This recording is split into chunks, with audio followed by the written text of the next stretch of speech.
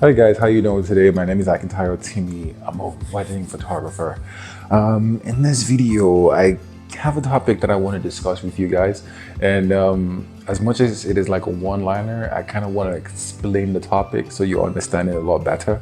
We're in a world now, right, where there's always a new version of something coming out really quickly. And there's this idea that the newer it is, the better. Okay, so the topic kind of runs around this. It's been 2 years now since the release of a particular model of a Sony A7, which is the famous Sony A7 III. So my question, or what I'm going to be talking about today is, 2 years later, with other versions of the camera coming out, is the A7 III, is it still really worth it? We're going through unprecedented times, especially like the modern era, with regards to the coronavirus and the pandemic going on, the lockdown, and it's affected like finances, for instance, right? So people have lost jobs, people that expected a certain amount of income consistently have to do with whatever they've saved, prices of things have gone up and salaries are being slashed. Can you still, right, afford the latest one? Yeah, it's a question in a lot of people's minds. And with what you have, do you feel like you're getting your money's worth, right? If you go back to like a 2-year model, it's like watching movies. I'm sure like once I'm scrolling on Netflix, if a movie is like, 2005 or 6, I'm like, I don't care how good it is. I don't really feel like watching it. Exactly. Well, I'm here to not just give you specs. I really don't like that thing. I find it very boring. Specs are good, but this is a real world situation of a photographer using a certain camera, right? And the results that he's able to get because he's using that camera. So it's not about me giving you numbers, 5,000, no, I'm not gonna bore you. I'm gonna show you pictures and I'm gonna explain stuff to you.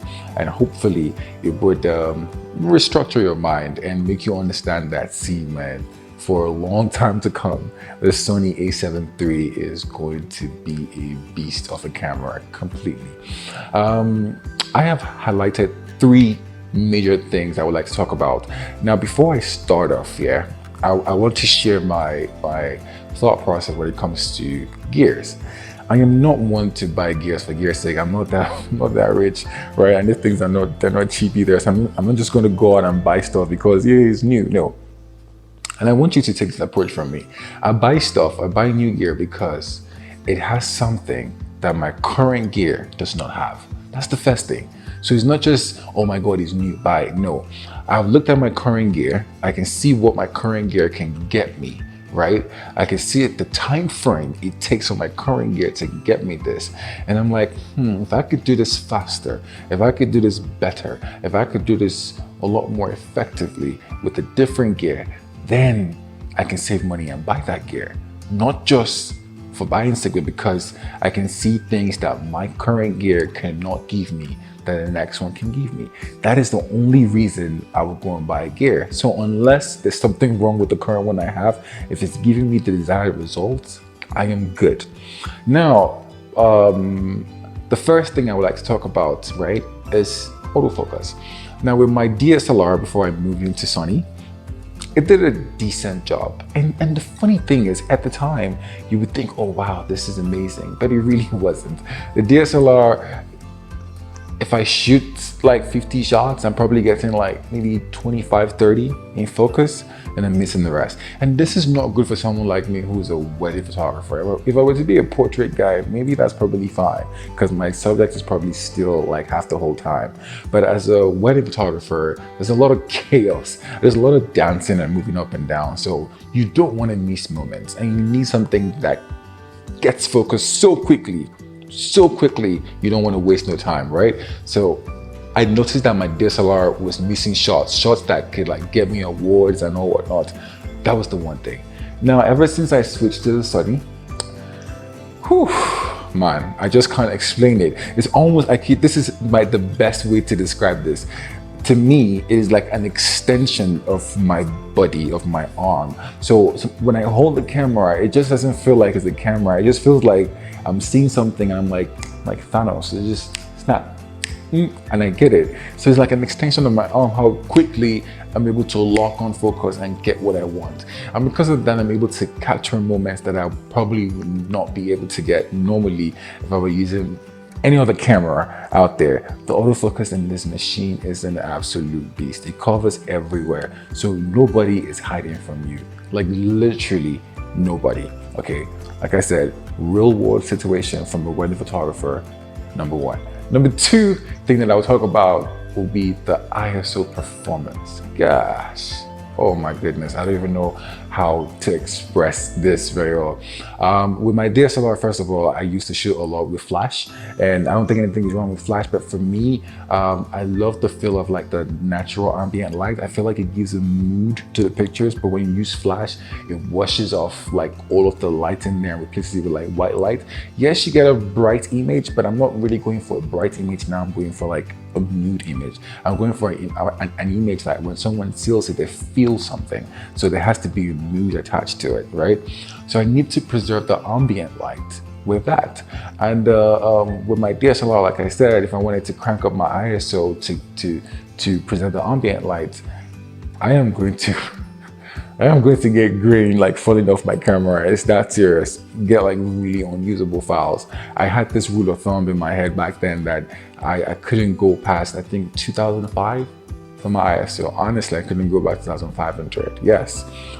But now, I can shoot, oh my goodness, I don't even know. Like I have files of like 10,000 ISO and you would not see a single grain. Everything is usable because I print albums. So it's not like, you know, it's gonna mess up the print. It's still very, very, very, very fine. I crank up my ISO all the way up and all the way down actually, you know, depending on how much light or less light I have. And I don't even worry about stuff. So when I go to like receptions and like Nigerian halls, and a lot of photographers are like peeping and trying to look at my work, and they're like, Chief, how are you able to get this with no flash? I'm like, this is not technical genius. This is the gear I'm using. Is really that simple. And you know how our lighting in Nigerian halls are like, it's just a lot of lights everywhere, green, yellow, blue, black, white, rainbow colors and all whatnot. You know, having a camera that just gets me that mood and gets me the subject with a very good autofocus was really a game changer for me, honestly. So I just carry my two cameras and I'm just shooting and I'm done. Amazing, right?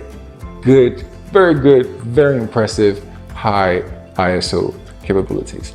And the third one, which is important to me, right? So it may not be important to you, but it's important to me, and I'll put it out there. It's the battery life. Guys, I've used the camera that I have, I'm not even exaggerating, I have nothing less than 12 batteries from this camera. Of course, I mean, 12 doesn't mean like I would use all 12 in one day, but there's no way I'll shoot a whole wedding with that camera that I will use one battery. Or two. No, I'm looking at like 4 or 5. But with the Sony, once I charge my 2, there's this, I don't know how to put it, like confidence that you know that you're good. Like you're not worried. That's one less thing to worry about for the whole day, right? Being that my camera should die on me while I'm shooting stuff. That's like the worst thing ever. It's happened to me before and it's horrible. You know, you're trying to shoot, you're pressing the shutter and then in the middle of something. Imagine if you had like people posing and then your stuff went off. You just have to fake it, because I don't see how professional you will look when you tell them, oh snap, I'm sorry, can you guys just stay there? All 20 of you, just stay there. Let me quickly go get my extra battery.